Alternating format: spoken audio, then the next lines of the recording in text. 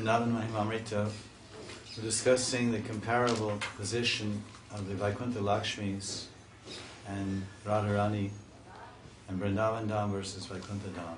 So Prabhupada Saraswati Thakur, he's explaining very nicely, emphasizing the unique position of Radha compared to Lakshmi, unique position of Vrindavan compared to Vaikuntha, and the unbelievable fortune of attaining the seva of Radharani's feet. This is the theme. Because he's a Sakhi, Ashta Sakhi, Priyanarma Sakhi, Paramaprishta Sakhi, and like all the Sakhis, she's engaged in the loving service of Radharani and Krishna. And she is, or he is rather, reminding all of us, because who will read this book? Who will read Vrndavana Mahimamrta? Vrndavana Mahimamrta is meant for devotees that are in Radharani. They want to cultivate love for Vrindavan and attachment, because it's Panchanga Bhakti and very much Anukuliya Rag. Attachment to Krishna means Nam Rup Gun Dham Parishishta, the name, the form, the qualities, the holy Dham, and the associates, Parikar, Parishishta, Parikar. So this particular verse in Shataka 4, verse 70, Prabhupada Saraswati Thakur is saying that how rare it is to attain the service of Radharani's lotus feet, Radha Charan Seva. And this is the aspiration, of course, of all Gaudiya Vaishnavas, to attain the service of lotus feet of Radharani and Madhurabad. Who he's saying even Lakshmi, all the Lakshmis in Vaikuntha, they can't even think about this, they can't even attain it. So this is the verse. Ashapi na sadyata eva radha padaravindarchana indirade. Indira is like in the Ras Leela, Indira, a goddess of fortune. Your birth in the land of Vrindavan is made, I think it's maybe Gopi Geet or it's in Venu Geet, Indira. Said your birth in the land of Vrindavan has made this land so fortunate. Even the goddess of fortune has taken birth here with your Indira Shashvat, it's like that. And Gopi Gita. So that Indira means Adi. Indira Adi means beginning with Indira, Lakshmi. Radha Pada Aravindarchana. Those lotus feet, the worship of lotus feet. Come to Vrindavana to Prabhavad. Bhavanubhande Spriha Yulur Asmi. O Vrindavan, he's addressing this prayer to Vrindavan.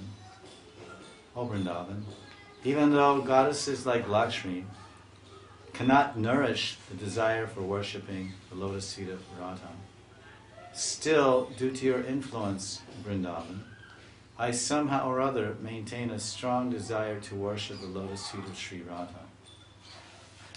Another translation we have, maybe a little more refined. Even Lakshmi and all the other demigoddesses cannot hope to worship Radha's lotus feet.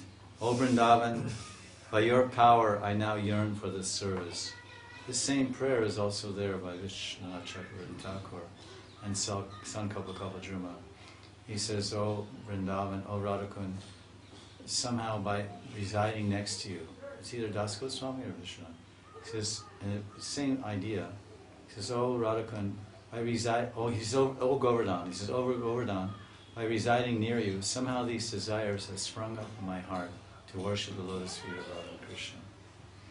So, and it's only because these sprouts have come in my heart, it's only by your mercy will they be watered. Will the sprouts be watered, and only by your mercy will they attain fruition, or produce the fruit of that desirable lalasa, siddhi seva lalasa, that perfectional service which he's hankering for, and it's all by the mercy of Giri Govardhan, that greatest of all devotees. So we want the mercy of all devotees, past, present, in any form they may be. Someone would say, see this rock is a devotee. Okay, fine. See this tree is a devotee. Okay, fine. And then you go on and on, the tree is Tulsi, Vrindadevi, and the rock is Giriraj. They're devotees. But they're abodes of mercy. And they're here, they're everywhere. You can have the association of those devotees even in your house. You can have the tulsi and the govardhan in the base of the tulsi. People do like that. What to speak of the living devotees, the representatives of Krishna's mercy and his teachings and his personality. More than anything, the devotees represent the personality of Krishna. So there's something about devotees that attracts the conditioned souls, and it's the personality, their human personality. Krishna is the most attractive form of Godhead, and he's not attracting people because of his display of opulence or any of his, mostly his beauty and love, his personality. Now you hear this phrase oftentimes in common vernacular. Oh, she's not very good looking, or he's not, but she has a great personality. Have you ever heard this term? He has a great personality. I remember I often cite this example. One lady was a Sankirtan devotee in our temple. I can't remember her name. It was long ago, 1976 in Berkeley. She was on Sankirtan and the van rolled over and caught on fire. And she was a fairly good-looking person, young lady, unmarried. And then her whole skin got like third-degree burns. And she's fair skinned, Western lady. It was all like red. It became like permanently red. At least I don't know. Maybe some years later it changed, but at least it's just all red and just became like she got cooked. Her skin was looking not good, like charred or didn't recover. It was like looked really bad and hard to look at. But she had such a dynamic personality, and she was so transcendental, or at least forced to become. Forced to transcend her body, which she no longer had. I mean, the asset of a woman is her youth, her sweetness, her beauty, her charm, her talents, so many things.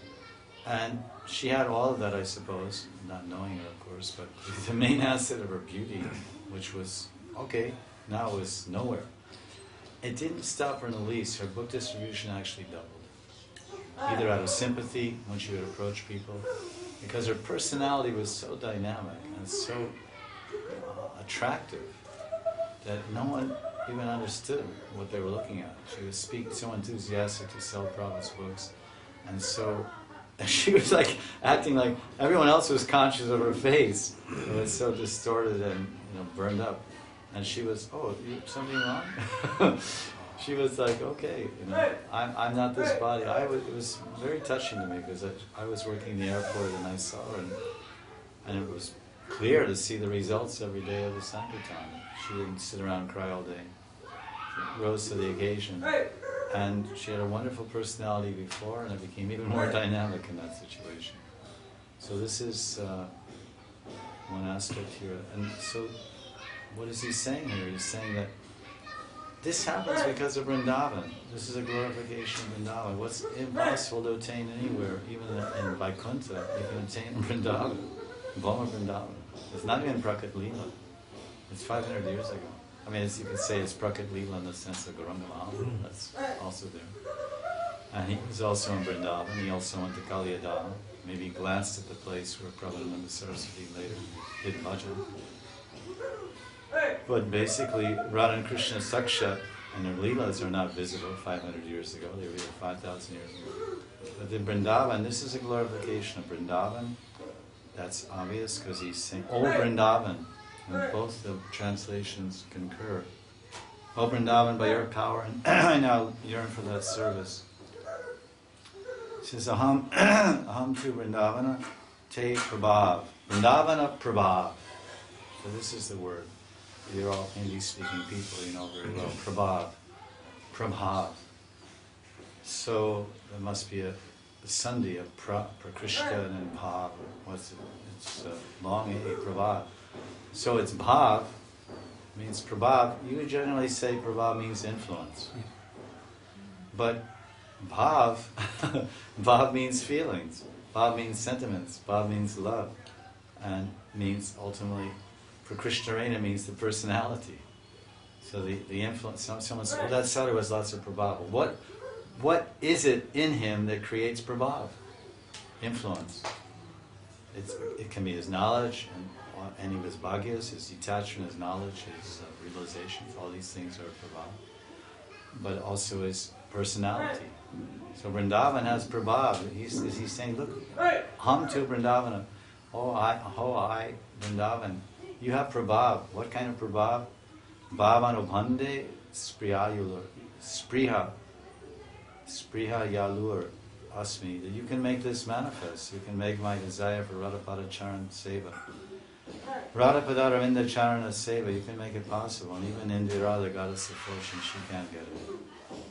And even other demigoddesses. It's not accessible. Why? Well, for many reasons. Because someone may argue, well, Indira, Lakshmi Devi took shelter of Vrindavan and Belvan, and she's living in Vrindavan. But she wasn't living here with the desire for Radha Seva. Her abhiman was that she wanted to be in the rasa dance with Krishna. She's Krishna's consort is Narayan, so she said, I should have the right, I have the adhikar, I have the inborn inherent adhikar to be Krishna's consort in this form of Vrindavan Krishna. But okay, in one level she did. Look at her form. Lakshmi Devi, the goddess of fortune, and gopis are not much difference. They're the most beautiful females in creation. Gopis are more so. Well, there's certain things missing, and the main thing was her prabhav, her personality. Her personality was too much majestic, too much opulence, too much abhiman of it. That I'm the wife of Narayan, I'm a Brahmani, I'm the goddess of fortune. And we went through this many times. This is a very nice verse glorifying how Vrindavan can create, somehow or other maintain a strong desire to worship the Lord. By your influence, Vrindavan, I somehow or other maintain a strong desire to worship the lotus feet of Radha. Yeah. By your power, Vrindavan, I now yearn for the service of Radha. I mean, someone comes here and stays for some time. I remember once, there's a story of a man who came to Vrindavan. And someone said Vrindavan is a very nice place. And then he is a spiritual person. He went on many yatras, and he went all around India, different places.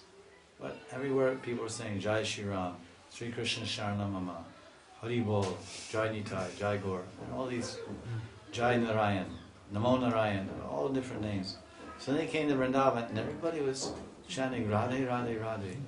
And he thought, so who's this Radhe, Radhe? Everyone's crying out Radhe, Radhe. She must have been a very famous person, like maybe Mirabai or something. Very famous person in this place, because everyone's always crying Radhe, Radhe. Or maybe all these men that are crying Radhe, Radhe, they lost their wives, and their wives were named Radhe, Radhe. Or they lost their daughters, Radhe, Radhe. Why is it, what is this Radhe, Radhe? Because he never heard. And then they said, well, this is the consort. Because he was like Vishnu Bhakt. So this is the consort of Krishna, and everybody here worship. He said, what is this? Is a very strange place. Everybody's chanting Radhe, Radhe. The Shakti, I've been all over every holy dham in India. No one chants Lakshmi, Lakshmi. No one chants Sita, Sita.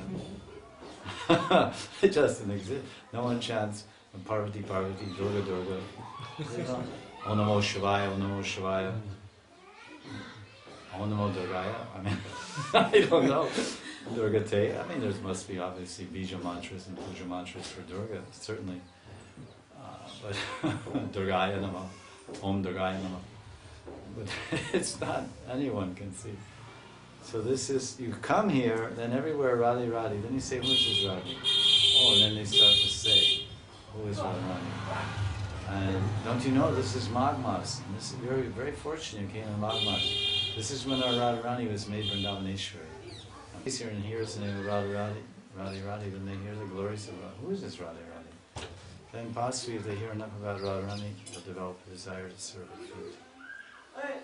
Because we have to serve someone, and the tendency is, most everyone has every man or woman, human being, has a soft spot for mother, for the female principle.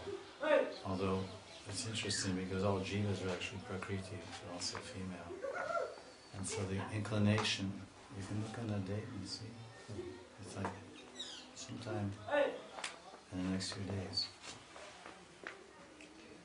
So the idea of serving the feet of Radharani Krishna, because we think, how can we serve Krishna? Well, maybe we can serve Krishna's devotees. Prabhupada even, when Prabhupada talks about approaching Radha and Krishna, he doesn't talk about direct approach to Krishna. He says, you see some flower, some nice flower, and you pick the flower, then you take that flower to Radharani. So by saying that, he's indicating that conditioned souls, sadhakas, Radharani is so much karuna and compassionate that conditioned souls, of course they have to be no longer conditioned.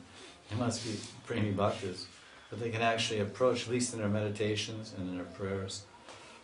We're not restricted in their aspirations, in their lalasa, and their hankerings. They can approach Radharani for seva. So Prabhupada says that the devotee, he picks a flower, oh, this is a nice flower, I want to offer to Krishna. But I can't offer to Krishna. So I go and I offer it to Radharani's hand. I say, Radharani, please give this flower to your Krishna. Because she's Mamata, Madhyabha. Madhyabha means Krishna is mine. He might be, hey, don't touch my thing. Like some people are very possessive about their possessions. And they don't touch that, especially if their children start touching something costly, then you get really nervous. Pick up your iPhone.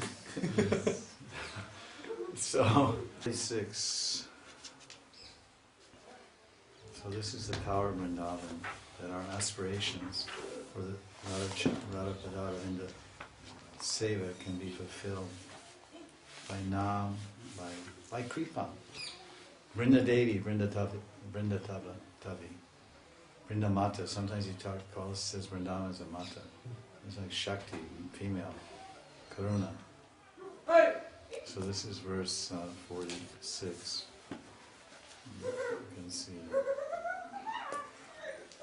This discusses the point that Laksmi Devi prays for the mercy and a glance of Sri Radha. Rati sasyad Radha sakala jad chirloka parama ramadyati yascharyambuja driganisham partya driganu smara sakshat krishna navadi rati trishno akila para paresha pron milad ruchi jaladi vardaika rug anu. That Sri Radha, whose merciful glance is sought after by the most wonderful lotus-eyed goddesses and Lakshmis within all the animate and inanimate worlds, is the object of transcendental bliss. And that Sri Krishna, who by a fraction of his ecstatic love increases the transcendental ocean of ecstasy for the personalities like the Supreme Controller of Vaikuntha, is the best of all and is directly Cupid. Let's look at another translation here. 1146.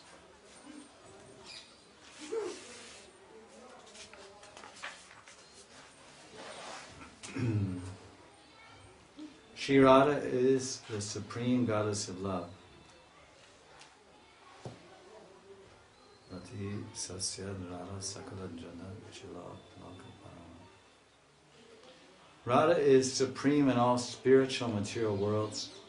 Radha's lotus eyes fill Lakshmi and all the goddesses with wonder. They all pray for Radha's merciful glance. Sri Krishna is the supreme God of love. Krishna's amorous passion has no limit. Krishna is supreme over all. A single ray of Krishna's splendor floods Lord Narayan in an ocean of happiness. So here again there's comparing and contrasting. So look at this, it's amazing, because he's saying that Lakshmi and Narayan, they're hankering for the mercy of Radha and Krishna. A glance, just a glance of Radharani. Even Goddess Ramadi Ati Ascharyam Bhuja Driganisham, Driganu, a glance of Radharani is so wonderful. Ascharya Ambuja, the lotus eyes. That Rama Adi, again Rama Adi, beginning with Rama, the goddess of fortune. There's so many names for goddess of fortune: Indira, Rama, Lakshmi Devi. And then he's saying Smara Sakshad Krishna. And That's Krishna. It's Krishna is a personification of erotic love, smara. And there's so much taste that even Narayan, Lord Narayan, he's like overwhelmed just by a fraction of Krishna's love. I guess how he experiences it is just by reflection, because he's also attracted to Krishna. And that pastime is there, we told before, in Krishna book, Dwarka Leela, Mahavishnu, Narayan. He was so much attracted, but he didn't have the adhikar to enter Dwarka. Narada could enter Dwarka. He went palace to palace to report everything. Each palace, there were different Krishnas doing different things. Not like the yogi who expands and does the same thing. Shobhari Rishi expanded into 50 forms. Shobhari, generally they get expanded to 8, but Shobhari expanded into 50 forms to marry the daughters of King Mandata, who lived in Matvan. Matvan is across from Keshigat. Lohavan, Matvan, Beavan, Bandiravan, that whole area. So every one of those expansions looked the same and did the same thing with the 50 daughters, princesses at the same time. And then not only that, but when Narada Muni went in each palace, he saw there was a different Krishna doing a different thing at the same time of the day. Sometimes, somewhere he's playing chess, somewhere he's eating, somewhere he's sleeping, somewhere he's doing anik, somewhere he's playing with his kids, has the kids on his lap. All these different Nara type human-like pastimes. And then he saw in every palace all the Krishna's expansions, 16,000 Vasudevas, 16,000 Devakis and Rohini. It's incredible. Now, Mahavishnu, he couldn't enter there. So then he made an arrangement that Krishna would have to come there. So Arjuna boastfully said, I'll bring back the dead sons of the Brahmins, something like this. And then he couldn't do it. And Krishna said, wait a minute, I know what's going on here. Because Mahavishnu was another aspect of Krishna. So he said, and they went for a ride and they crossed the universe with their chariot. Quite amazing horses. Gravity doesn't stop them, or the absence of gravity, or oxygen, or freezing cold temperatures. When you go up above the earth, it's like hundreds of degrees below zero, out in space. But that didn't seem to matter with Krishna. Just sat there, and no spaceship, no anything. Because it goes, if the yogis can travel at the speed of mind, how does Krishna travel? He's traveled at the speed of the soul. So he can just, you can just take Arjuna and make him Anoraniyan Mato Mayam. Arjuna becomes soul. So he's already soul. And then Krishna's soul and Paramatma, how tiny are they? And they go zip. Just by Icha Shakti, then immediately there's manifestation, materialization, as they say. Reconstitutes his body like some kind of science fiction movie. You see that even, that kind of power was there even in Ramayana with Ravana. He would disintegrate his body, like vaporize his body on the spot. He's fighting with someone. That mystic power they have. What a yogi. You're fighting with all of a sudden, poof. Like they have these vapor guns, ray guns. I remember when I was a kid, they had Martians with, and they would just turn into, instantly vaporize you. Like a mini atom bomb. Like when an atom bomb drops in the center, everything turns into vapor. It's so hot. The whole building just melted into gas. Ben Laden's thing was like a joke. Petrol from a jet plane. Mm-hmm. So this is the point, that Mahavishnu, even he was so much attracted in ecstasy just at the darshan. He told us such also. He said, Krishna, I've been dying for your darshan. I've been waiting for this auspicious moment just to have a fraction of the bliss emanating from your form pass across my eyes. So this is, again, those that are aspiring for Vaikuntha or for worshipping, they should understand the supreme position of the worshippers of Radha Krishna and the supreme position of Radharani. This Radharani is very less understood. Throughout the even Rig Veda and other Veda, they talk about Laksmi Devi, Lakshmi, Rama, all these names are there. But Radha's, I think they cite one verse in maybe Rig Veda where it says Radha Mata or something. It's one verse or something mentions Radha Mata. So this is another translation of verse 46 from Shataka 11 about the comparable position of Radha and Lakshmi and Narayana and Krishna. Shri Radha is the supreme goddess of love. Rati Sasyad Radha Sakala Jara Chidloka Parama. That's pretty clear. She is supreme in all spiritual and material worlds. Her lotus eyes fill Lakshmi and all the goddesses with wonder. That's the Ascharya. Rama, beginning with Rama Adi, beginning with her Ati Ascharya. So especially wonderful. Her Ambuja Drig Anisha. Ambuja means lotus and Drig means corner and Anisha means eyes. The corner glance of her eyes, Partya Driganu. And then somehow that ends up being the rest of it. Says her lotus eyes fill Lakshmi and all the goddesses with wonder. Because, alright, if you physically describe someone's eyes, say a woman, Lakshmi Devi, Parvati, or Sachi, etc., Arundhati, or some famous personality, oh, this woman has such beautiful large eyes, lotus eyes, very gentle, very soft, very moist. So that may be the comparable position. But then, what is it, the unique aspect of Radharani's eyes? That Driganisham, Ambuja Driganisham of Radha, that mystifies Lakshmi, because she can just look at the mirror, in a mirror and she can say, well, I have lotus eyes. I'm also very beautiful, and lotus eyes, that's the description. Because Radharani's eyes are full of a type of bhav that Lakshmi can never understand, but it's Ascharya. That bhav in Radharani's eyes is Ati, it's not Ascharya, Ati Ascharya. Ati means excessively, supremely, inconceivably amazing, wonderful. That Mahabhav controls the controller of all controllers. The origin of all origin, the Sarvakarna Karana, the Parameshvara, Krishna. He's Swayam Bhagavan. Narayana is Bhagavan Narayan, Bhagavan Vishnu. Those eyes, so she's amazed by those eyes of Radharani. That's the speciality, the vishesh of her eyes, is that bhav that emanates from her eyes. And that bhav is so amazing, just one glance. Radha Kripa Kataksha.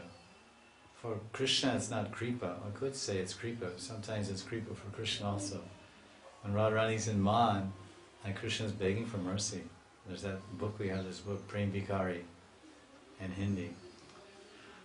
And it's all pastimes of Krishna begging for Radharani's Man and give her prem. It's quite nice. It's by the Strignath Mandir here. He collected from here and there. Very nice book actually. A little bit I looked at, little paintings are there and whatnot. All standard situations where Krishna disguises as sannyasi or Krishna as a gopi, or so many ways to beg Radharani for kripa. Oh, just glance at me. Oh, Radharani, just cast. There's in Gita Govinda, there's one shloka that says, oh, Radharani, just cast a glance upon this surrendered slave of yours. And when Krishna, in Vatsandaraj, Krishna is a little bit, he's enjoying other sakis, and Radharani comes and sees that. What is this? Then she leaves. That rasa, and then she leaves alone. And then that Krishna takes her. And then there's a whole series, there's separation, union, there's a whole thing that Gita Govinda. Just cast a merciful sidelong glance against this surrendered slave of yours. It's Krishna totally submitting himself in Kinkar Bhav before Radharani. It was very touching. It was very deep, way above comprehension or adhikar, but there's some very sweet passages there. We'll be going on the yatra. We're going to go to Chandra Sarovar and Paitagram, because I want to visit all these kind of places. This is a special Madhurya yatra. Because the Russians, when they asked me about this yatra, I said, so where do we go? They said, you take us wherever you want. I said, well, I don't have the power to take you where I want. I want to take you and me and everybody back to go to the spiritual world of Nitya Radhakund and Govardhan, and that apricot dham of Goloka Vrndavana, Gokula Vrndavana. But that's, I wish, but the poor, the dwarf wants to touch the stars, touch the moon.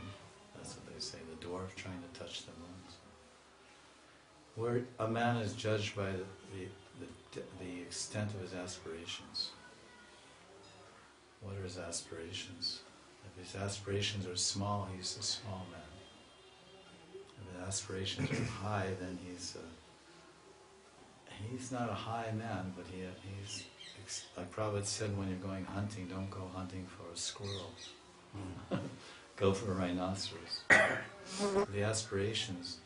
You ask an ordinary man, what do you aspire for in life? What do you want?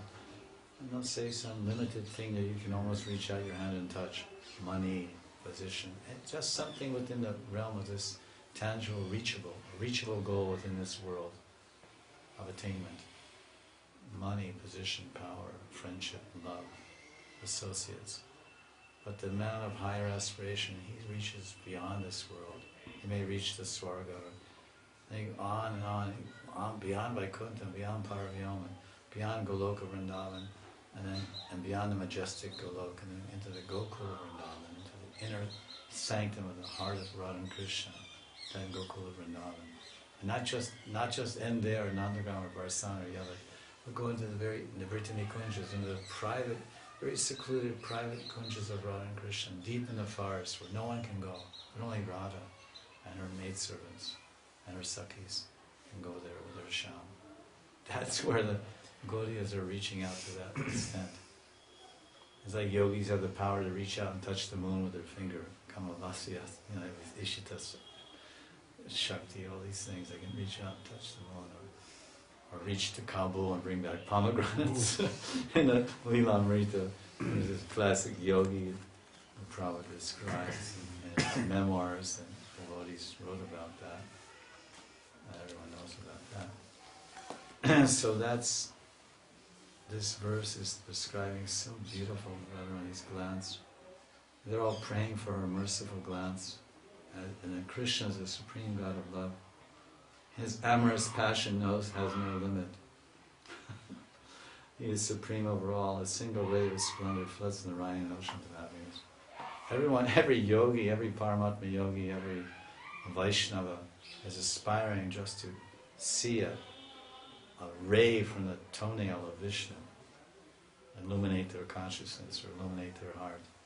And then it says here that Vishnu, he's opening a single ray of the Jyoti of Krishna's Prem Sarup will fall on his face. There's a single ray, he's saying a single ray of his splendor floods Narayan, an ocean of happiness. If a yogi is meditating and all of a sudden he has a spurti in his heart, clearly sees Chaturbhuj Narayan, Paramatma, and the toenails emanating, the light emanating from his toenails, so his meditation is fixed on the form, and especially there in the feet, he feels ineffable bliss. But here, that Narayan, he wants a single ray of the splendor. I mean, a single ray of Krishna's splendor will flood Narayan with happiness, ineffable bliss, inestimable bliss. This is our Krishna, this is our Radha. So someone who's aspiring to serve Radha and Krishna, the grows of Vrindavan, his aspirations are the same as the Lord of Vaikuntha. Shakti, Shaktiman, Lakshmi Narayan. So it's not a small thing. Everybody in this world wants the favor of Lakshmi, Dhanam Dehi. And Durga means Janam Dehi, power, position, followers. Dhanam Dehi, Janam Dehi. But Lakshmi, and then we worship Saraswati, Vidya Dehi, give me knowledge. But Lakshmi is Dhanam, give me money, give me wealth, opulence. She's aspiring for the opulence of a Kripa Kataksha Bhajanam, an opulence of a glance from Radharani, and her husband is Vaikuntha Nath, Lakshmi Nath, and he's aspiring for a ray of the happiness that's experienced by just seeing a ray of Krishna's body. It's almost interesting, the rays of Krishna's body are the Brahman. So Narayan is aspiring for Brahman. I mean, but that effulgence of that Brahman is the effulgence of Narayan himself. that the Mayavadis merge into. It's not Krishna's effulgence. Krishna's effulgence is called Prem Jyoti. Krishna's effulgence is bathing the land of Vrindavan in soothing rays of prema. Krishna he has nothing to do with the power of Yom and Vaikuntha. It's not his realm. His prabhav, his influence, his rays, his jyoti, we hear about that when we read Vrndavana Mahimamrta. That Radharani is waiting in the forest of Radhakund, in the groves. And the Sakhis are there and say, "Oh, Radharani, just see how the whole forest is pervaded with your Shringar Jyoti, with the effulgence of your Shringar Ras, of your Ujjvala Ras. The whole place has become so golden. Oh, it's so beautiful." And everyone's glorifying Radharani, her Jyoti, her effulgence from her Mahabhav Sarup. And everything became golden. That Shringar Rati has a brilliant Taptakanchana golden color. And then there's, "Oh, what's happening? The gold is getting less, now it's becoming green. Some emerald, everything's taking on emerald color." Then everyone's looking, what is causing this green color? Everyone's like very in suspense. And they're looking, and all of a sudden they hear a murli.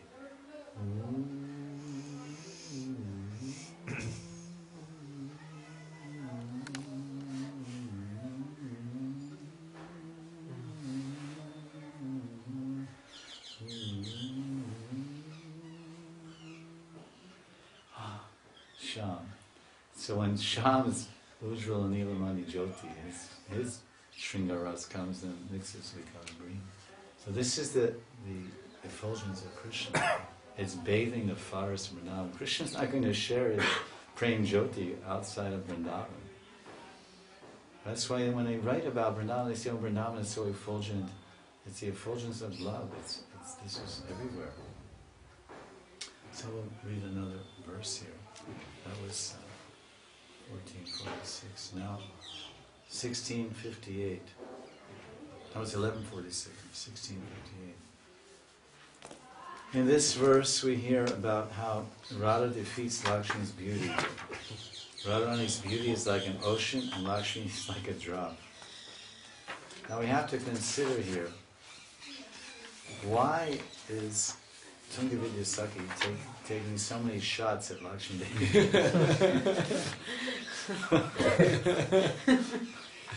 I mean, it's all right if she was like talking about Chandravali and putting her in place, but he's taking Lakshmi Devi to the task here.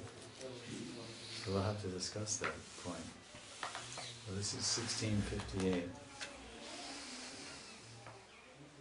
Ramadi Vara Varanini Nikara Rupa Viprun Maha Surupa Sushamarnave Navakishora Gopigane Vichittatara Tarakash Vihasu Chandra Lekam Naham Smarami Vrishabhanu Jayam Madhura Banuja Kanane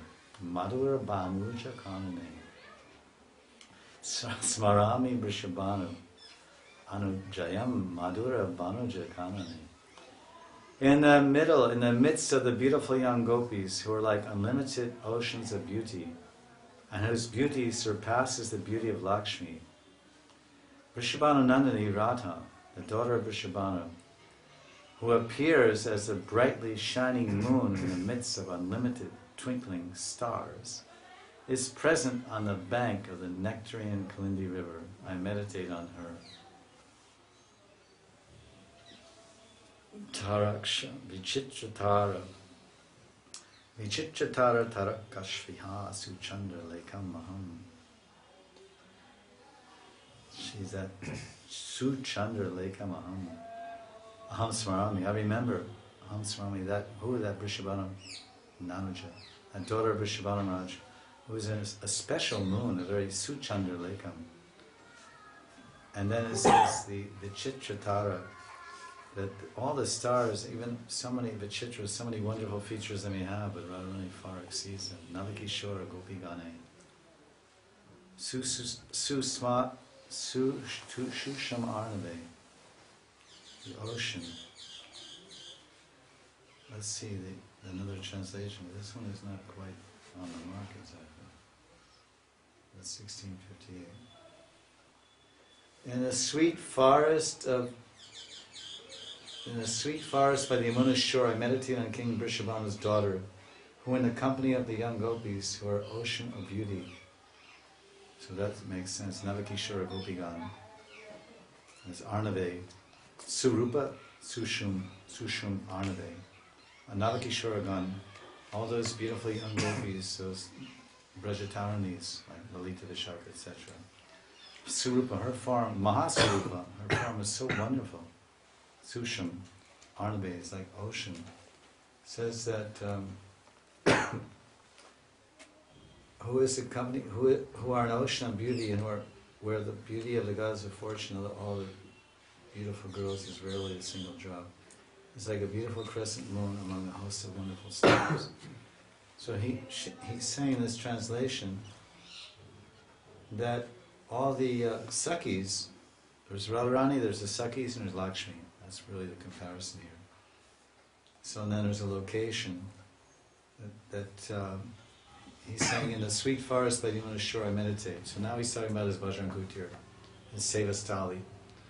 So his Sevastali is his place of seva. There's that whole area from Kaliya Ghat to Keshi Ghat.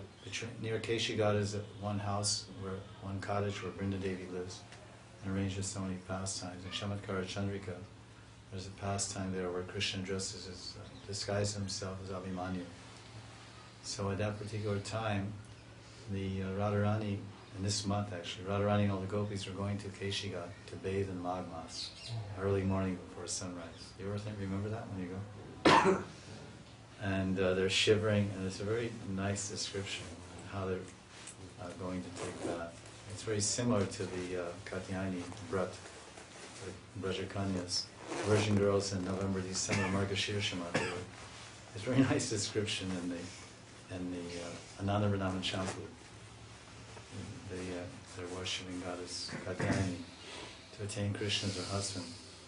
Those were the Dandakaranya sages, and we're in that mood. Conjugal raspa with a touch of this Swakiya. So there, it describes how they're running down the footpath and they're giggling and they're shivering. It's a very, very beautiful description you can read. And because many of us are bathing before sunrise, and they're shivering and they're standing in the cold, it's actually very beautiful. You can read that description on the Vrndavana Champu.